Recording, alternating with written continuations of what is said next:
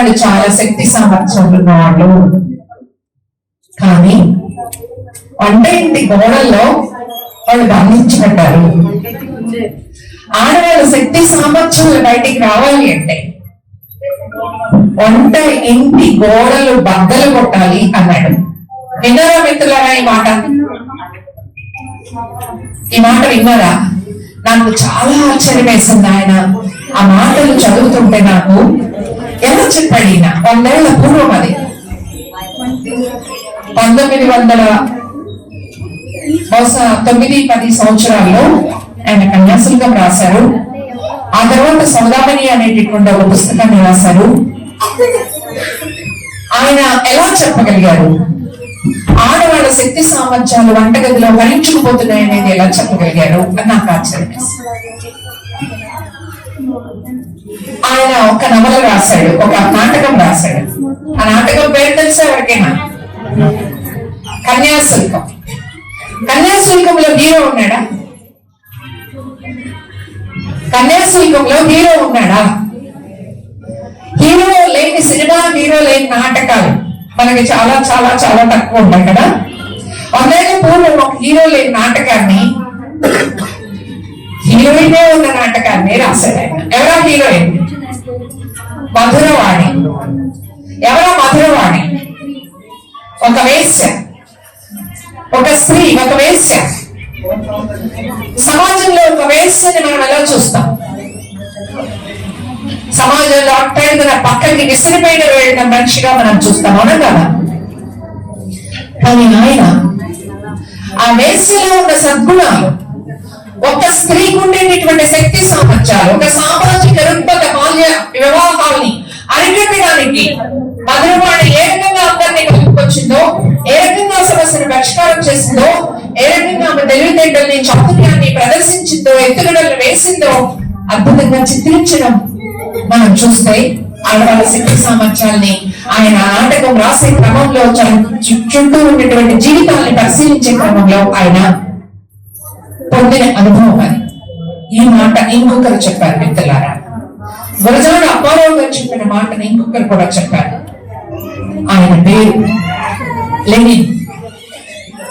Lenin ఆయన రష్యాలో మొట్టమొదట కార్మిక వర్గం, కష్టజీవులు అధికారంలోకి రావాలి అని చెప్పేసి అధికారంలోకి తీసుకొచ్చినటువంటి నాయకుడు లెనిన్.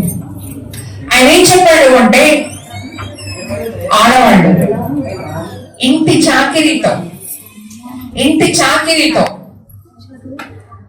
వాళ్ళు మొత్తం మార్చబడుతున్నారు, నలిపివేయబడుతున్నారు. వాళ్ళ మానసిక శారీరక వికాసం అంతా ఆగిపోతుంది.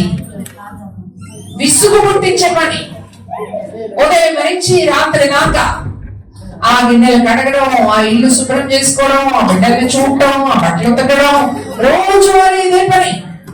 జీవితంలో విసుగు కలిగించేటటువంటి ఒక సుదీర్ఘమైనటువంటి పనిలో ఆడవాళ్ళు వాళ్ళ జీవితాన్ని కోల్పోతున్నారు. సో దీని నుంచి బయటపడాలి ఆడవాళ్ళు.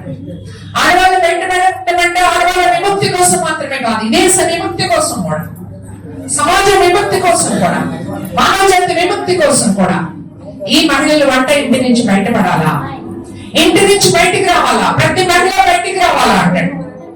ఏం చేయాలి? బయటకు వచ్చి 1917లో అక్కడ సోవియట్ లో విప్లవం జయప్రదమైన తర్వాత ఆయన ఆడవాళ్ళకి ఇచ్చిన పిలుపు ఏమిటి అంటే, మహిళలుగా మీకు ఆసక్తి ఉన్న పనిని మీరు నేర్చుకోండి, మీరు ఏం చేయాలనుకుంటే అది చేయండి. మీ పిల్లల గురించి, మీ కుటుంబం గురించి, మీ వంట గురించి మీరు ఆందోళన పడద్దు. ఈ ఏర్పాట్లన్నీ ప్రభుత్వమే చేస్తుంది. మీ పిల్లల్ని మీకంటే శ్రద్ధగా మీ బిడ్డల్ని పెంచే బాధ్యత ప్రభుత్వం తీసుకుంటుంది. పిల్లల క్రష్లు ఈరోజు అంటున్నాం కదా, అలాంటి క్రష్లు ఏర్పాటు చేస్తాం, పిల్లల కేంద్రాలు ఏర్పాటు చేస్తాం. మీ బట్టలన్నీ తీసుకొచ్చి బజార్లో లాండ్రీకి ఇవ్వండి, సాయంత్రం వెళ్ళేటప్పుడు ఇంటికి తీసుకువెళ్ళండి, బట్టలు మీరే ఉతకాల్సిన అవసరం లేదు అని చెప్పాడు. నేను వంట రోజు ఇంటి దగ్గర చేయాల్సిన పని లేదు. మీరు ఎక్కడ పని చేస్తే అక్కడే మీకు భోజనం ఉంటుంది, మీరు ఎక్కడ పని చేస్తే అక్కడే భోజనం ఉంటుంది. మీరు సాయంత్రం తిరిగి వచ్చిన తర్వాత మీరు ఇంటికి వెళ్ళబోయే ముందు భోజనం చేసి వెళ్ళొచ్చు. మీ వీధిలోనే వంటశాల ఉంటుంది, భోజనశాల ఉంటుంది. అద్భుతంగా ఉంది కదా. గురజాడ కలగన్నాడు, లెనిన్ దాన్ని చేసి చూపించాడు. లెనిన్ కంటే ముందు వాడు గురజాడ కళని సమాజంలో నిజం చేసినటువంటి ఒక మహోన్నతమైన వ్యక్తి ఆయన. నేను సరదాగా చెప్తుంటాను, అన్నా క్యాంటీన్లు ఉన్నాయి కదా. ఇప్పుడు అన్నా క్యాంటీన్ మన బజార్లో కూడా ఉందనుకోండి. మనకు కూడా 5 రూపాయలకో 10 రూపాయలకో భోజనం పెడతా ఉన్నారు అనుకోండి మన బజార్లో. ఇంట్లో రోజు ఏ వంట చేసుకుందాం, అక్కడే తిందాం అనుకుంటామా, లేకపోతే ఇంట్లో వంట చేయాలనుకుంటామా చెప్పండి. Don't forget to like, subscribe and share the videos.